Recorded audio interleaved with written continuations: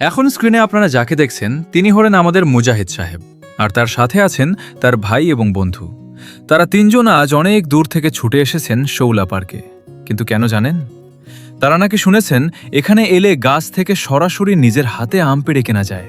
এই লোভ কি আর সামলানো যায় বলুন? পার্কে ঢুকেই বেচারা তিনজন প্রথমে ভাবলেন চারপাশটা একটু ঘুরে ফিরে দেখি। চারপাশটা একটু ঘুরে দেখতে দেখতেই তাদের চোখ চলে গেল মূল আকর্ষণ, আম বাগানের দিকে। পার্ক দেখা বাদ দিয়ে তারা সোজা ঢুকে পড়লেন আম বাগানের একদম ভেতরে। বাগানে গিয়ে তো তাদের চোখ কপালে। হরেক রকমের নানা রকম জাতের আম ঝুলছে গাছে গাছে। ল্যাংড়া, হাড়ি ভাঙ্গা, হিমসাগর, কি রেখে যে কোনটা কিনবেন তা নিয়ে তিনজন তো মহা কনফিউজড।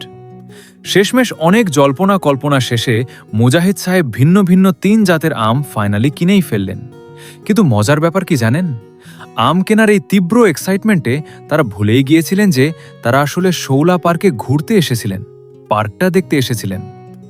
যখন তাদের খেয়াল হলো যে পার্কের বাকি অংশও তো দেখতে হবে, ততক্ষণে আকাশের মুখ ভার, অর্থাৎ প্রায় সন্ধ্যা হয়ে গিয়েছে। কি আর করা, বাসা তো অনেক দূরে, তাই আর দেরি না করে তড়িঘড়ি করে আমের বস্তা আর ব্যাগ নিয়ে তারা পার্ক থেকে বের হয়ে গেলেন।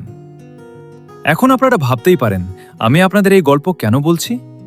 আরে ভাই, আসল সত্যিটা তো এবার বলি।